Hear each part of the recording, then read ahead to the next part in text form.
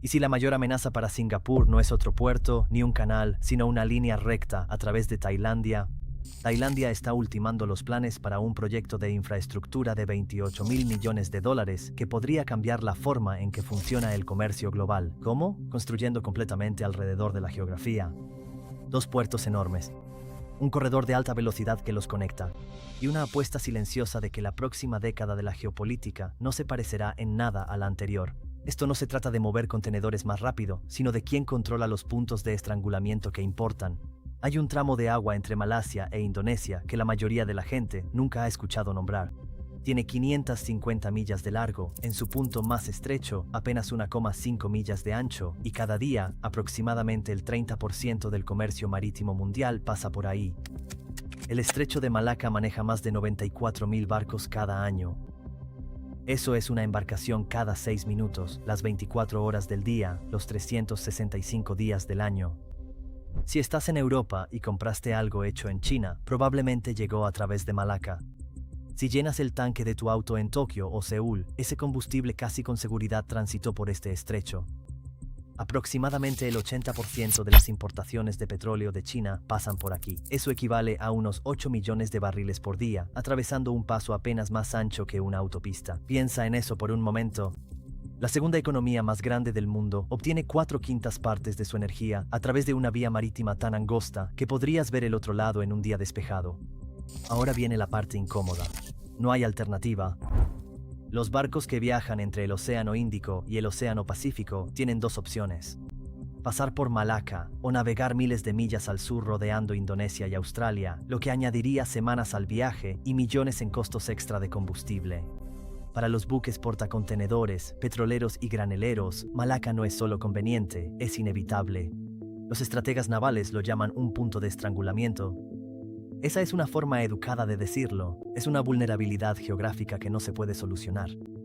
Si algo sale mal en el estrecho de Malaca, una colisión, un bloqueo, inestabilidad política o peor aún, las cadenas de suministro globales no se ralentizan, se detienen. Singapur construyó toda su economía en torno a esta realidad. La ciudad-estado se encuentra justo en la entrada sur del estrecho, perfectamente posicionada como el centro de transbordo del mundo. Los contenedores llegan desde Europa, se clasifican y se dirigen a Asia. Las mercancías de China se consolidan y se envían hacia el oeste.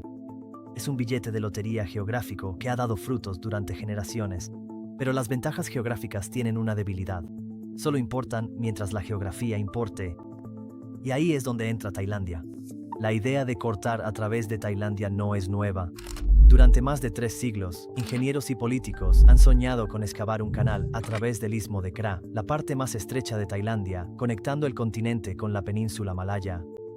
El concepto es maravillosamente simple. Cortar unos 30 kilómetros de tierra y crear una vía fluvial directa entre el mar de Andamán y el Golfo de Tailandia. Si funcionara, los barcos no necesitarían en absoluto el estrecho de Malaca, simplemente navegarían directamente a través de Tailandia. Los franceses lo consideraron en el siglo XVII, los británicos lo estudiaron en el siglo XIX. Japón lo exploró durante la Segunda Guerra Mundial. Tailandia encargó estudios de viabilidad en la década de 1970 y nuevamente en la de 2000. Inversionistas chinos lo propusieron tan recientemente como en 2015. Cada vez la respuesta fue la misma: demasiado arriesgado. El daño ambiental sería catastrófico. Estarías partiendo un país en 2, creando nuevas corrientes oceánicas, destruyendo ecosistemas y desplazando a cientos de miles de personas. Los riesgos políticos eran aún peores. El sur de Tailandia ya enfrenta inestabilidad. Construir un canal que literalmente divida a la nación le daría a los movimientos separatistas una victoria simbólica y crearía pesadillas de seguridad permanentes. Y luego está el costo. Las estimaciones iban de 20.000 millones a 30.000 millones de dólares solo para la construcción, sin contar décadas de mantenimiento, dragado y seguridad, las 24 horas. Pero el mayor problema no era técnico, era estratégico. Un canal sería visible, permanente e imposible de controlar en una crisis. Cualquier país con una marina podría bloquearlo. Cualquier conflicto regional podría cerrarlo. Estarías cambiando un cuello de botella por otro, excepto que este estaría en tu propio territorio. Singapur lo sabía, China lo sabía, Estados Unidos lo sabía. Todos entendían que el canal de Accra era una fantasía que sonaba brillante en el papel, pero se desmoronaba bajo el escrutinio. Así que Tailandia dejó de hablar del tema, pero no dejaron de pensar en el problema. Porque la verdadera pregunta nunca fue ¿cómo cavamos a través de Tailandia? La pregunta era ¿cómo evitamos Malaca sin partir nuestro país en dos? Y en 2023, Tailandia respondió a esa pregunta. El gobierno tailandés lo llama el proyecto del puente terrestre. Ese nombre no refleja lo que realmente es. Imagina dos enormes puertos de aguas profundas, construidos desde cero en lados opuestos de Tailandia. Uno en la costa del mar de Andamán, frente al Océano Índico, y el otro en el Golfo de Tailandia, frente al Pacífico. Ahora, conéctalos con un sistema ferroviario de carga de alta capacidad y una autopista de 6 carriles, abarcando aproximadamente 87 kilómetros a través del país. Los contenedores llegan al puerto occidental. Se descargan, se colocan en trenes o camiones, cruzan Tailandia en cuestión de horas y se vuelven a cargar en barcos que esperan en el puerto oriental. Sin canal, sin agua, solo infraestructura. Es un canal sin excavación. La magnitud es asombrosa. Se proyecta que el puerto occidental en Ranong maneje hasta 19 millones de contenedores de 20 pies por año. El puerto oriental en Chumphon manejará alrededor de 14 millones. Supera la capacidad anual del puerto de Los Ángeles. El sistema ferroviario admitirá trenes de doble altura continuos. La autopista soportará convoyes de camiones. Ambos moverán mercancías entre costas más rápido que un viaje al trabajo. ¿Costo total? 28.000 millones de dólares, aproximadamente 997.000 millones de baht. Pero esto es lo que hace que esto sea diferente del sueño del canal. Tailandia no se está preguntando, ¿podemos competir con el estrecho de Malaca en velocidad? Se están haciendo una pregunta más inteligente. ¿Podemos darle a los barcos una razón para elegirnos? Y la respuesta es sí, si la razón no es la velocidad, es la certeza. Dejemos algo claro, el puente terrestre no será más rápido que Malaca. Un barco que navega por el estrecho tarda unas 24 horas desde la entrada hasta la salida. El puente terrestre tomará más tiempo, probablemente entre 36 y 48 horas, si se tiene en cuenta la descarga, el transporte a través de Tailandia y la recarga. Entonces, ¿por qué alguien lo usaría? Porque la velocidad ya no es la única variable que importa. ¿Qué pasa si hay una colisión en el estrecho? ¿Qué pasa si la piratería vuelve a aumentar? ¿Qué pasa si aumentan las tensiones entre Malasia y Singapur? ¿Qué pasa si una gran potencia decide mostrar su fuerza naval en la región? De repente, 12 horas extra no parecen gran cosa, especialmente si eso significa un paso garantizado por territorio soberano tailandés, sin riesgo de bloqueo, retrasos o complicaciones geopolíticas. Esta es la lógica que hace funcionar el puente terrestre. No intenta ser mejor en tiempos normales, sino ser esencial en tiempos de incertidumbre, y los tiempos de incertidumbre se están convirtiendo en la norma. Tailandia apuesta a que las navieras, los proveedores de energía y los gigantes logísticos pagarán un extra por tener opciones. No porque vayan a usar el puente terrestre cada vez, sino porque quieren tener la opción. Piénsalo como un seguro. No compras un seguro contra incendios porque tu casa se esté quemando hoy, lo compras porque no quieres quedarte indefenso si eso ocurre. El puente terrestre es un seguro para el comercio global, pero aquí hay otra capa más. El proyecto no se trata solo de crear una ruta alternativa, sino de generar gravedad económica. Una vez que se construyan esos puertos, no solo manejarán contenedores, atraerán fabricantes, almacenes, centros logísticos y zonas industriales. Tailandia se convierte en una economía conectora. Bienes que llegan desde India, África y Medio Oriente por un lado, y luego salen hacia China, Japón y el sudeste asiático por el otro. El gobierno tailandés ya está planeando zonas económicas especiales alrededor de ambos puertos, incentivos fiscales para fabricantes, aduanas simplificadas, acuerdos de libre comercio, todo diseñado para hacer que el puente terrestre sea irresistible para las empresas que buscan diversificar sus cadenas de suministro y alejarse de modelos centrados en China. Esto no es solo un proyecto logístico, es construcción nacional a través de la infraestructura. El cronograma es ambicioso, pero deliberado. En este momento, la Oficina de Política y Planificación de Transporte y Tráfico de Tailandia está finalizando los documentos de licitación, un proceso que toma entre 5 y 6 meses. La licitación se abrirá en 2026. La construcción podría comenzar el mismo año. Se espera que la primera fase esté operativa en 2030. Varios actores importantes ya han expresado su interés. China Harbour Engineering, DP World de Dubai, Mediterranean Shipping Company, Evergreen, Gulf Development de Tailandia. Incluso los gigantes del transporte marítimo que han construido todos sus modelos de negocio en torno a Singapur están observando en silencio, porque entienden lo que realmente está pasando aquí. Singapur no está entrando en pánico, no públicamente, de todos modos. Pero si estás sentado en una oficina gubernamental con vista a Marina Bay, el Land Bridge no es solo otro proyecto de infraestructura regional. Es un desafío existencial a la base de tu economía. El poder de Singapur proviene de una sola cosa: inevitabilidad. Si eres una empresa naviera que transporta mercancías entre Asia y Europa, no eliges Singapur porque sea el mejor puerto del mundo. Lo eliges porque tienes que hacerlo. Todas las rutas principales pasan por el estrecho de Malaca, y Singapur está justo ahí, perfectamente ubicado como el centro de transbordo, donde la carga se clasifica y redistribuye. No se trata de calidad, se trata de geografía. Pero el Land Bridge cambia la ecuación. De repente, Singapur ya no es inevitable. Ahora hay una alternativa creíble, que ofrece certeza, control soberano e infraestructura respaldada por el gobierno, en una era de creciente volatilidad geopolítica. Aquí está la parte que debería preocupar a Singapur. No necesitan perder el 50% de su tráfico para sentir el impacto. Incluso un 10% o 15% crearía un efecto dominó. Menores volúmenes significan mayores costos por contenedor.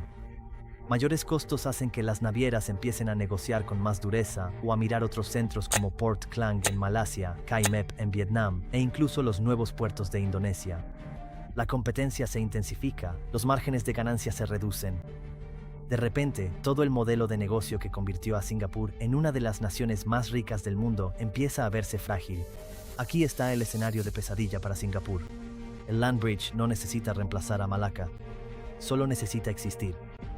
Porque una vez que esté construido, cada naviera tendrá poder de negociación. Baja tus tarifas o desviaremos la ruta por Tailandia. Acelera la aduana o cambiaremos de puerto. Danos mejores condiciones o tomaremos el Land Bridge. Singapur ha pasado décadas siendo el intermediario indispensable. El Land Bridge amenaza con volverlos prescindibles. Ahora, Singapur no va a rendirse sin pelear. Están redoblando la apuesta por la automatización, ampliando la capacidad portuaria y posicionándose como la opción premium. Aduanas más rápidas, mejor conectividad, redes logísticas superiores, pero hay un límite a lo que puedes hacer cuando alguien construye una nueva carretera a tu alrededor. Y esto es lo que lo hace aún más complicado. Tailandia no está haciendo esto para perjudicar a Singapur. Lo están haciendo porque alguien más necesita desesperadamente que esta ruta exista. El Land Bridge no es un proyecto chino. Dejemos eso muy claro. Esta es una iniciativa tailandesa, financiada a través de asociaciones público-privadas, construida en suelo tailandés y controlada por el gobierno tailandés. Pero también es exactamente el proyecto que China construiría, si pudiera, sin la carga política de hacerlo ellos mismos. China tiene un problema con Malaca y empeora cada año. China importa aproximadamente 10 millones de barriles de petróleo al día. Alrededor del 80% de eso, aproximadamente 8 millones de barriles, llega por mar a través del estrecho de Malaca. Eso no es solo una vulnerabilidad económica, es una pesadilla estratégica. Los estrategas chinos tienen un nombre para esto: el dilema de Malaca. No es algo hipotético. Es la mayor debilidad en toda la estrategia económica y militar de China. Ahora, imagina un escenario de crisis. Taiwán, el mar de China meridional. Un enfrentamiento naval con Estados Unidos. En cualquiera de esas situaciones, la Marina de los EU podría posicionarse cerca de Malaca y cortar efectivamente el suministro energético de China sin disparar un solo tiro. China no necesita que ocurra un bloqueo. Solo necesitan que la amenaza sea creíble, y en este momento lo es absolutamente. China ha pasado las últimas 2 décadas intentando resolver este problema. Han construido oleoductos a través de Myanmar y Pakistán. Han invertido en puertos a lo largo del Océano Índico, Sri Lanka, Pakistán, Djibouti. Han impulsado rutas comerciales terrestres a través de Asia Central. Solo el oleoducto de Myanmar puede manejar alrededor de 440.000 barriles por día. Eso suena significativo, hasta que te das cuenta de que China importa 10 millones de barriles diarios. Incluso si sumas todos los oleoductos que China ha construido o planeado, desde Rusia, Kazajistán, Myanmar, Pakistán, estamos hablando de quizás 3 a 4 millones de barriles por día de capacidad terrestre. Eso todavía deja de 6 a 7 millones de barriles por día llegando por mar. A través de Malaca, lo que China realmente necesita es una alternativa marítima que no dependa de puntos de estrangulamiento controlados por Estados Unidos. Puntos de estrangulamiento controlados. Y eso es exactamente lo que ofrece el Land Bridge.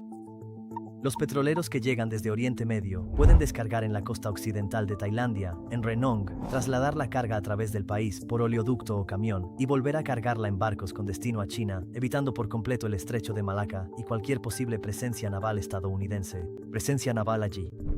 No es más rápido, no es más barato, pero en una crisis es un salvavidas. Y aquí está la parte brillante.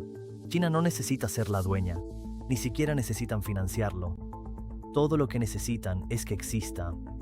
Tailandia obtiene la infraestructura, las zonas económicas y los ingresos a largo plazo de las operaciones portuarias. China obtiene la opcionalidad estratégica. Y como es un proyecto tailandés, no activa las mismas alarmas geopolíticas que lo haría un canal construido por China. Esto es infraestructura como diplomacia de Estado. Tailandia construye el puente, China obtiene la póliza de seguro y todos pueden fingir que se trata solo de economía. El ministro de Asuntos Exteriores chino, Wang Yi, visitó Tailandia en enero de 2024, específicamente para hablar sobre el puente terrestre. Delegaciones chinas de Kunming y Chengdu visitaron los sitios del proyecto en Ranong y Chanfeng. China Harbour Engineering, el mayor desarrollador de infraestructuras de China, ha expresado formalmente su interés en participar en la licitación. Las señales son claras. China ve este proyecto como algo fundamental, no porque lo controle, sino porque no necesita hacerlo. Pero aquí está ocurriendo algo más profundo, algo que va más allá de China y Tailandia. Esto es lo que hace que el puente terrestre sea tan significativo. No tiene que ocurrir nada dramático para que lo cambie todo. No hay guerra, no hay bloqueo, no hay crisis, solo infraestructura. Pero una vez que esté construido, el mapa cambia, de forma permanente. Las navieras de repente tienen una opción que antes no existía.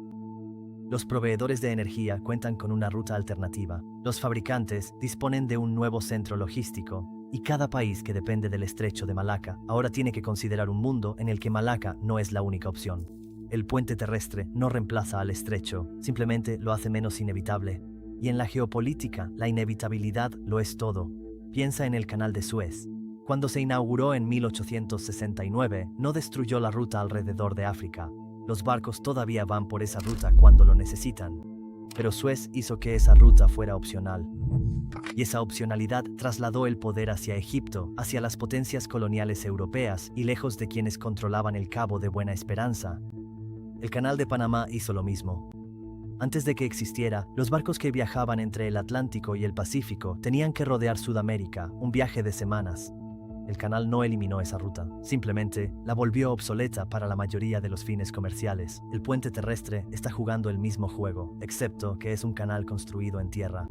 Usando trenes y camiones, no barcos, el momento es clave. Entramos en una era donde la resiliencia de la cadena de suministro supera a su eficiencia. Las empresas ya no solo quieren la ruta más rápida, quieren la más confiable, quieren alternativas, quieren redundancia. La pandemia de COVID lo demostró, el bloqueo del canal de Suez por el Ever Given lo demostró, los ataques en el Mar Rojo lo demostraron. El riesgo geopolítico ya no es teórico, ahora se toma en cuenta en cada decisión de envío. El puente terrestre ofrece exactamente lo que este momento exige. Ahora, aquí es donde se pone interesante. Este proyecto todavía enfrenta desafíos reales. Todavía no hay ninguna línea naviera importante que se haya comprometido a utilizarlo. Las comunidades pesqueras locales en Ranong están protestando, preocupadas por sus medios de vida, su costa y por ser desplazadas por la construcción masiva del puerto. Los grupos ambientalistas están expresando su preocupación por los ecosistemas marinos y existe escepticismo entre los inversores. Construir un proyecto de $28,000 millones con una demanda no comprobada es arriesgado. Los retornos financieros dependen completamente de que las compañías navieras realmente elijan usarlo, en lugar de simplemente navegar por Malaca como siempre lo han hecho. Pero Tailandia apuesta a que la geopolítica resolverá el problema de la demanda por ellos. A medida que aumentan las tensiones entre Estados Unidos y China, que se intensifica la demostración naval en el mar de China Meridional y que el mundo se fractura en bloques rivales, el valor del puente terrestre aumenta, no porque sea más barato o más rápido, sino porque existe fuera del punto de estrangulamiento. Y si el puente terrestre funciona, si demuestra que se puede evitar un punto de estrangulamiento con infraestructura en lugar de agua, otros países empezarán a pensar de la misma manera. ¿Y si México construyera un puente terrestre para competir con el Canal de Panamá? ¿Y si Egipto expandiera las rutas de carga terrestres para complementar el Canal de Suez? ¿Y si otros países empezaran a ver su geografía no como una limitación fija, sino como un problema que la infraestructura puede resolver? El puente terrestre no es solo un proyecto tailandés, es una prueba de concepto. Y el concepto es este. La geografía ya no es destino. Las rutas pueden cambiarse, el poder puede redirigirse. Solo necesitas estar dispuesto a construirlo. Entonces, ¿qué pasa cuando realmente comienza la construcción? ¿Singapur pierde su corona? ¿China consigue su plan de respaldo? ¿El comercio global se desvía silenciosamente a través de Tailandia mientras el mundo no presta atención? ¿O sucede otra cosa, algo que nadie vio venir? El canal de Suez se suponía que conectaría Europa y Asia. Terminó convirtiéndose en el detonante de guerras, golpes de Estado y bloqueos que transformaron Oriente Medio. El canal de Panamá se suponía que impulsaría el comercio estadounidense.